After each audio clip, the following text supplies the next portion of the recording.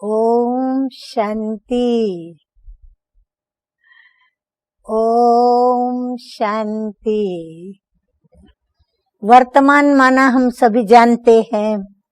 जैसे अभी मैं आप वर्तमान में जी रहे हैं और वर्तमान से हमारा भविष्य बनता है, परंतु वर्तमान से जब हम भविष्य बना लेते हैं और फिर जब हमारी यादगार बनती है तो वह हमारा भूतकाल कहलाता है। इंसान अक्सर इन तीन कालों के मध्य अपनी जीवन व्यतीत करता है। वर्तमान काल, भविष्य काल और भूतकाल। अभी हम सभी वर्तमान काल में इस कल्याणकारी पुरुषोत्तम संगम युग पर मीठे मीठे शिव बाबा के, ब्रह्मा बाबा के द्वारा वारिस बच्चे बने हैं। बने हो ना सभी? हाँ, हाथ उठा लो सभी जो बाबा के वारिस बच्चे बने हैं। हाँ, कितने जन्मों का वर्षा लेंगे बाबा से? जन्म जन्मांतर 21 जन्मों का फाइनल, बाकी तो ज्यादा ही लेते हैं। तो हमारा वर्तमान संगम युग है और फिर हमारा भविष्य होगा नई सतयुगी दुनिया। और हमारा भूतकाल क्या रहा? वह भी हमारा यही रहा कि हम सतयुग में देवी देवताएं थे। हम सभी पूज्य देवी देवताएं थे। अभी हम ब्राह्मण हैं। ब्राह्मण से फरिश्ता बनेंगे और फिर से वही हम देवी देवता पद को प्राप्त करेंगे। परंतु जो आज का विषय है कि वर्तमान से यादगार, इसका क्या मतलब है? तो मनुष्य जीवन के अंदर हर मनुष्य अपने जीवन का एक कोई ना कोई ऐसा लक्ष्य चुनता है, एक लक्ष्य पसंद करता है, चाहे वो किसी भी क्षेत्र का लक्ष्य हो, चाहे वो कलाकार बने, चाहे चित्रकार बने, चाहे शिल्पकार बने, चाहे फिर वो डॉक्टर बने, इंजीनियर बने, सर्जन बने, या फिर वो बहुत बड़ा इंडस्ट्रियलिस्ट बने, मिलीनियर बने। मतलब उसके भी अपने अनेक लक्ष्य हैं। उन सभी लक्ष्य में से वो अपने लिए एक लक्ष्य चुनता है और जिस लक्ष्य को वो चुनता है उस लक्ष्य को वो वर्तमान में, यानी अभी, लक्ष्य की प्राप्ति तो भविष्य में होगी। जब वर्तमान में कुछ समय तक वो मेहनत करता आता है तब उसे वो प्राप्ति होती है। तो वर्तमान माना चालू, जो समय चल रहा है, परंतु उससे यादगार बनता है। कैसे? जब लक्ष्य पर पहुंच जाते हैं और वो लक्ष्य यदि बेमिसाल है, लक्ष्य यदि आदर्श युक्त है, लक्ष्य यदि गायन योग्य है, लक्ष्य पर पहुंचने पर अगर वो महिमा कराने योग्य है, अगर हमने ऐसे लक्ष्य की प्राप्ति कर ली जो हमारा गायन हो, महिमा हो और हमें आदर्श के रूप में, बेमिसाल के रूप में लोग जब याद करने लगते हैं और हमारी यादों का कोई ना कोई चिन्ह, कोई ना कोई निशानी, कोई ना कोई यादगार मूर्त या कोई ना कोई हमारी यादगार सूरत बनती है, सीरत बनती है, जो शास्त्रों में गाई जाती है, तो वो हमारा यादगार कहलाता है। विश्व के अंदर 7 वंडर्स हैं। ये 7 वंडर्स क्या हैं? ये 7 वंडर्स ये यादगार हैं, परंतु ये यादगार तब बने जिनकी याद में वो यादगार बने, उन्होंने वर्तमान में ऐसा कर्म किया जो उसके यादगार को बनाने की प्रेरणा उनके चाहने वालों को मिली और उन्होंने प्रैक्टिकल में उनका यादगार बनाया। तो वर्तमान माना जिसमें हम अभी चल रहे हैं, मेहनत कर रहे हैं, पुरुषार्थ कर रहे हैं, जी रहे हैं, खा रहे हैं, पी रहे हैं, सब कुछ कर रहे हैं। परंतु यादगार यानी यादगार में याद शब्द बड़ा महत्वपूर्ण है और जीवन के अंदर भी याद शब्द जो है वो बड़ा महत्वपूर्ण है, बहुत वैल्यूएबल है, क्योंकि इंसान याद किसी को करता है, किसी की याद में जीता है, किसी की याद में मरता है और किसी की याद उसके जीवन का वजूद बनता है, जीवन जीने का कारण बनता है और वो उस कारण को लेकर के उसे याद रखते हुए, उस यादों से उसको अपने साथ रखते हुए, अपने पास रखते हुए वो जिंदगी को व्यतीत करता है, प्रेरणा लेता है, अपने में हिम्मत भरता है, शक्ति भरता है, बल भरता है, प्रेरणाएं लेता रहता है और उसका साथ और उन यादों का हाथ पकड़ते हुए वो अपनी जीवन को वर्तमान में पावरफुल चलाता जाता है, अर्थात सकारात्मक रूप से चलता जाता है, आगे बढ़ता जाता है और बढ़ते बढ़ते बढ़ते वो वहां पहुंचता है जिन यादों के सहारे वो चला और वो यादें जिनकी हैं उनके समान वो बनता है। आप समझ रहे हैं मेरी बातों को?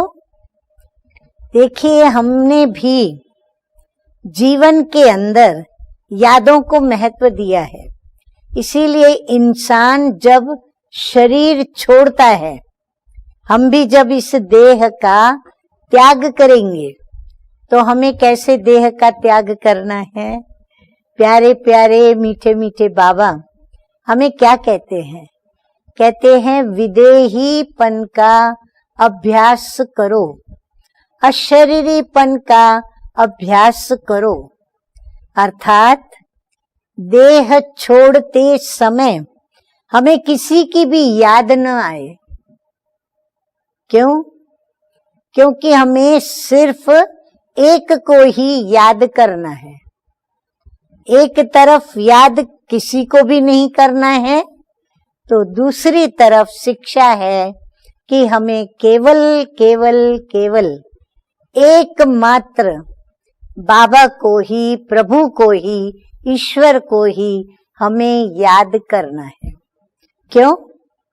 क्योंकि ये याद जीवन क्या जन्म जन्मांतर हमारे आबाद भी करती है और यही याद अगर प्रभु की याद में नहीं और देहधारियों की यादों को लेकर के देह का त्याग करती है तो जन्म जन्मांतर के लिए हमारी जीवन आबाद नहीं होती, लेकिन बर्बाद होती है। बर्बाद होने से मतलब हमारे जो भी फिर पुनर्जन्म होते हैं वो बड़े साधारण होते हैं और यदि हम प्रभु की याद में देह का त्याग करते हैं तो हमारी जीवन आबाद, अर्थात जीवन में कुछ भी हमें बाध नहीं होता, यानी कोई भी बात कट नहीं होती, लेकिन हर चीज प्लस होती है, माइनस नहीं होती। प्लस प्लस प्लस प्लस होती जाती है, अर्थात जन्म जन्मांतर के लिए हमारा भाग्य बनता जाता है। इसीलिए याद को जीवन में बड़ा महत्व पूर्ण माना गया है, कहा गया है, जाना गया है, जानकारी दी जाती है।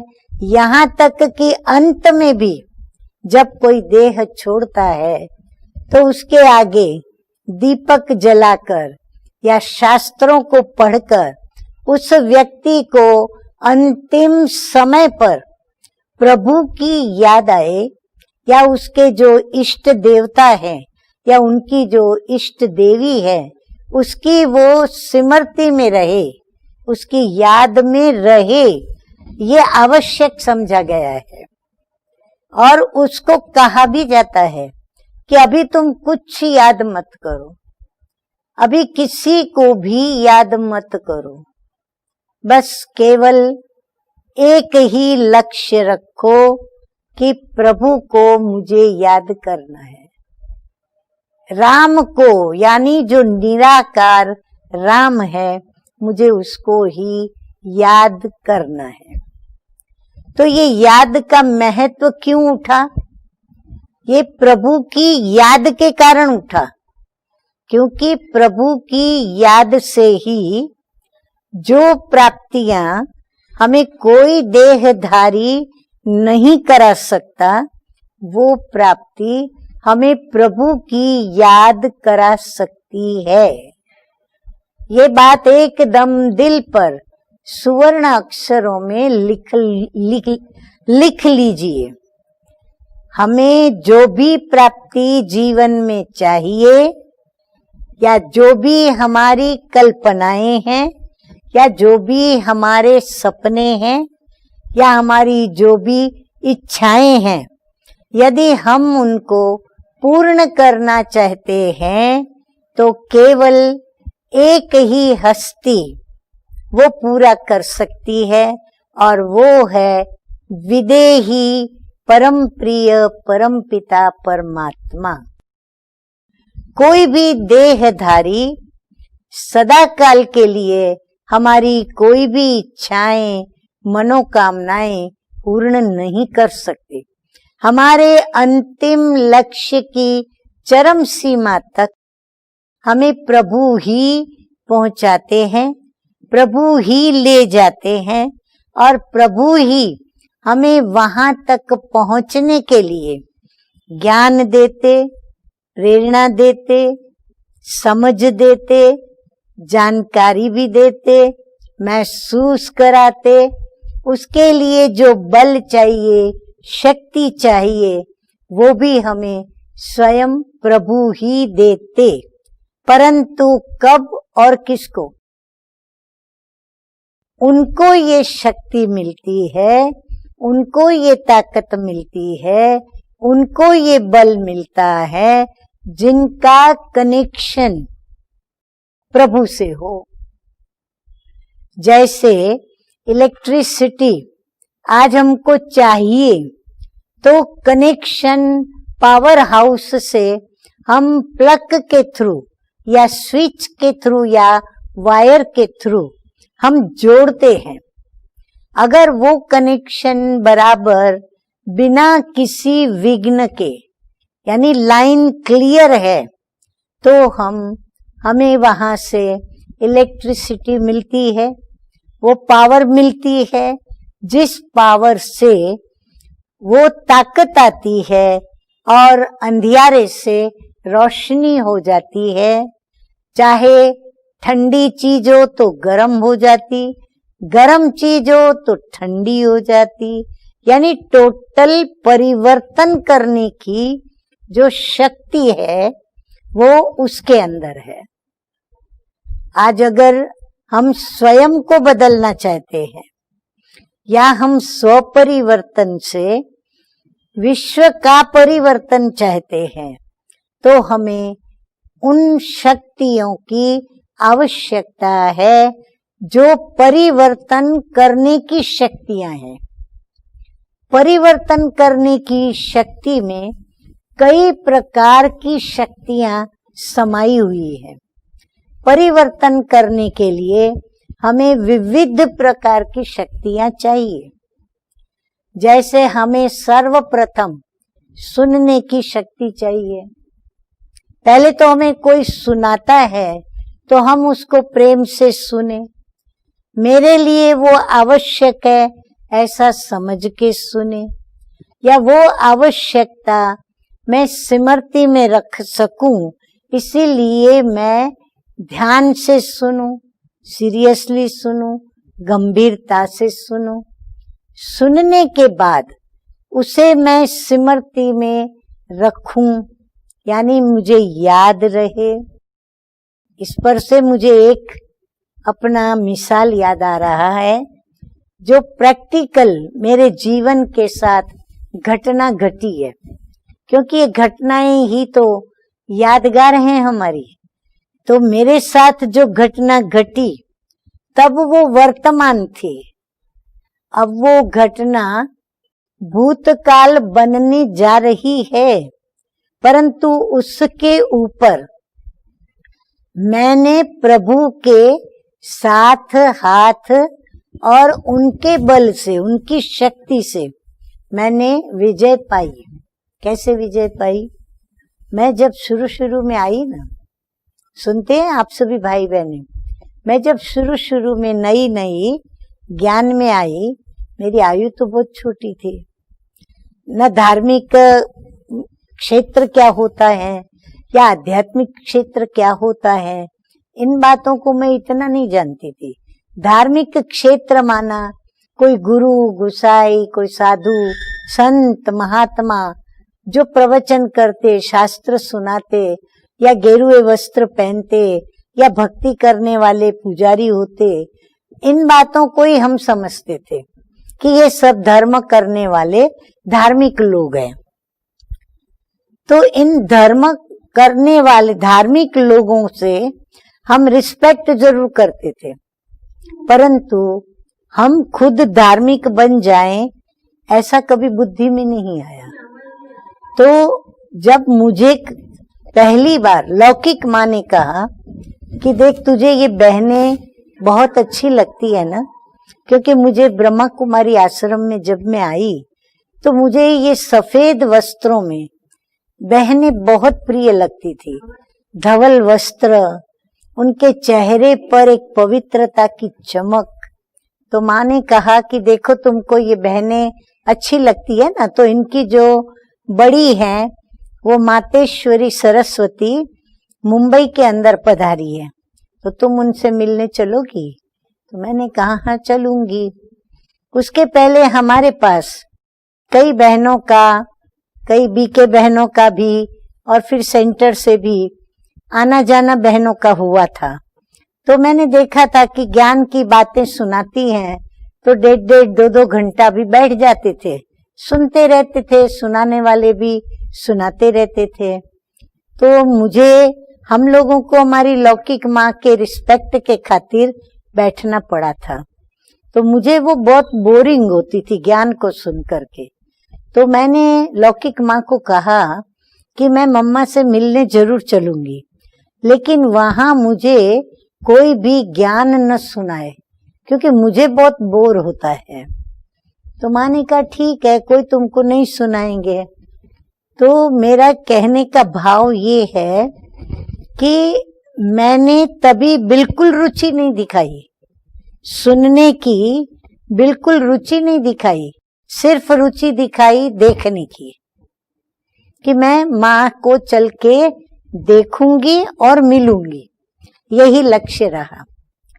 तो लक्ष्य के अनुरूप जब मैं गई तो माँ को जो देखा मैंने, मम्मा को, बस मम्मा की सूरत मूरत जो कि आज माँ सरस्वती, माँ जगदम्बा, माँ लक्ष्मी, माँ काली के रूप में जो यादगार आज मम्मा के बने हुए हैं, जो प्रैक्टिकल थे, मम्मा प्रैक्टिकल में उन सभी स्वरूपों की वो विधात्री थी।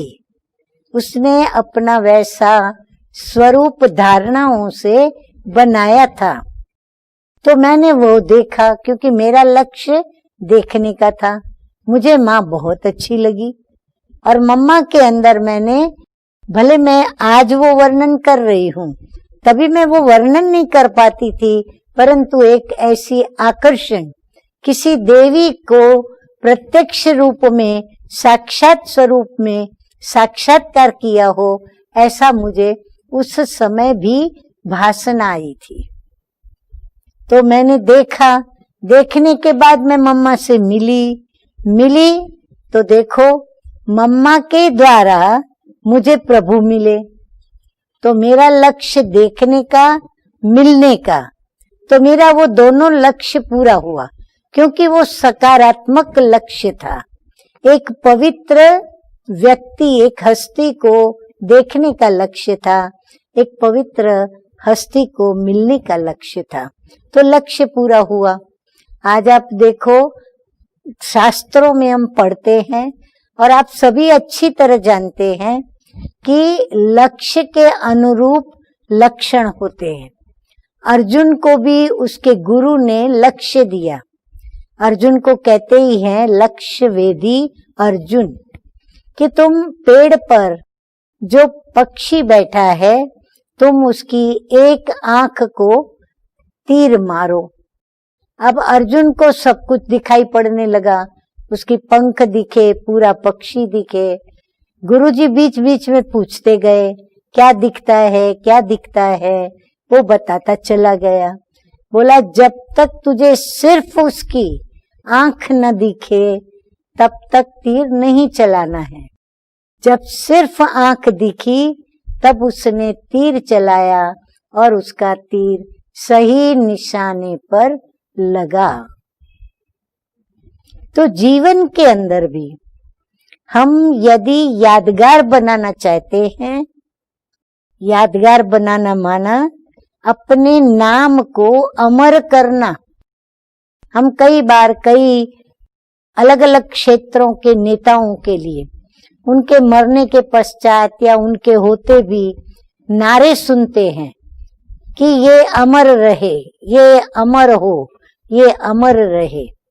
तो कोई अमर तो रहता नहीं है, देह को तो त्यागना ही पड़ता है।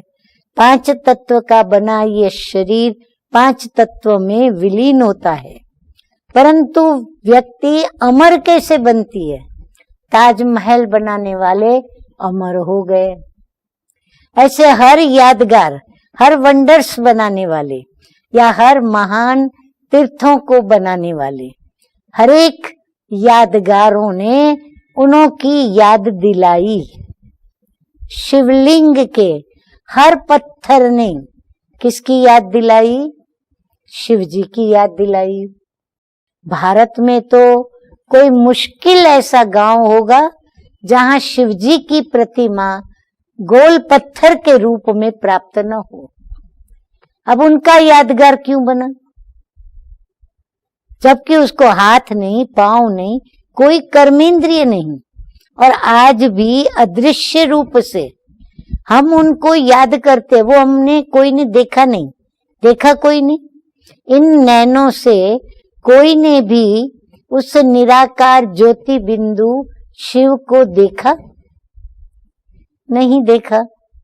फिर भी हमारा तो चलो संबंध है, वो मेरे परम पिता है, परम शिक्षक हैं, सतगुरु हैं, मेरी माँ, पिता, भाई, बहन, साजन, प्रीतम, मित्र, जो भी कहो, उस एक से मेरे सर्व संबंध है। तो हम तो संबंधों का रस लेते हुए उसको हम उसी ही संबंधों से प्यार भी करते हैं, साथ साथ हमें उसकी जानकारी भी है। हम उनके संबंधों से प्राप्तियां भी करते हैं। तो हमारे लिए प्रभु को याद करना सहज है।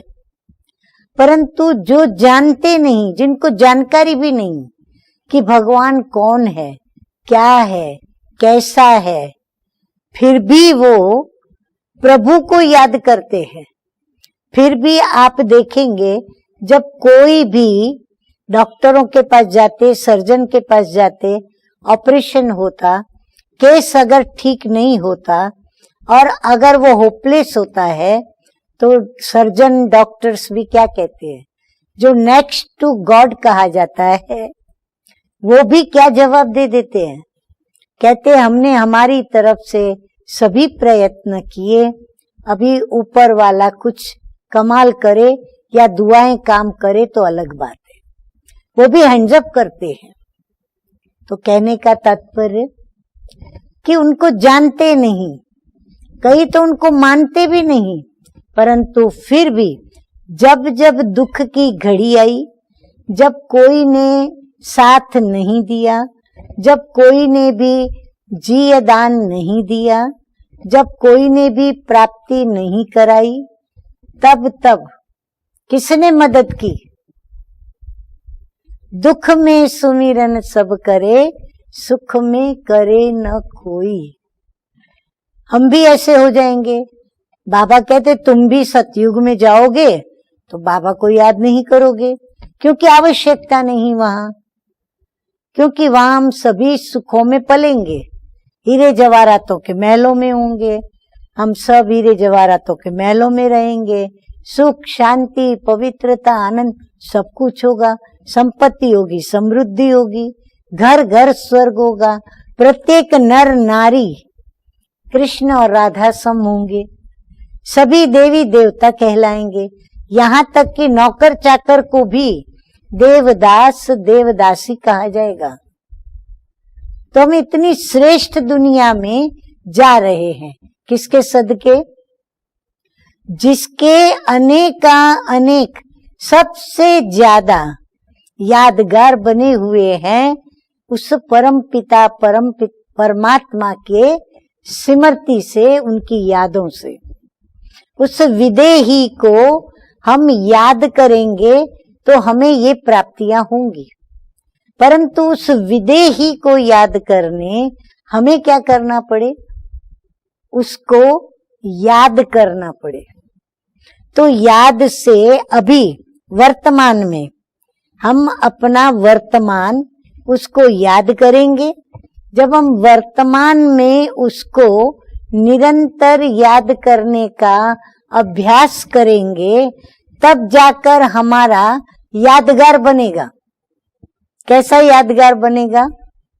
प्रभु परमपिता परमात्मा की हम ऊंचे ते ऊंची संतान, पतित पावन की हम संतान, तो हमारा यादगार भी कैसा बनेगा?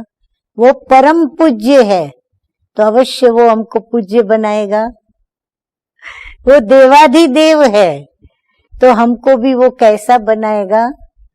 जरूर मनुष्य मानुष ते देवता किए करत न लागी वार, उसको देरी नहीं लगती है, वो हमें मनुष्य से देवता बनाते हैं। और हमारे यादगार क्या बने? भक्ति मार्ग में हमारे मंदिर बने, मंदिरों के अंदर हमारी मूर्तियां रखी गई और उनका अनुष्ठान किया गया। मूर्तियों को ऐसे ही नहीं रखा गया, मूर्तियों को पवित्रता से स्वच्छता से स्थापित किया गया, तो यादगार बना।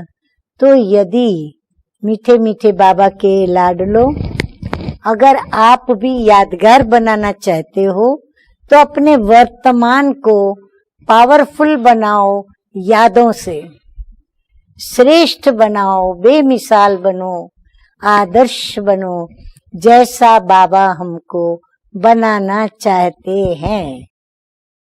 मेरा समय पूरा हो चुका है, इसीलिए मैं यहाँ ही आप सभी से ओम शांति करती हूँ।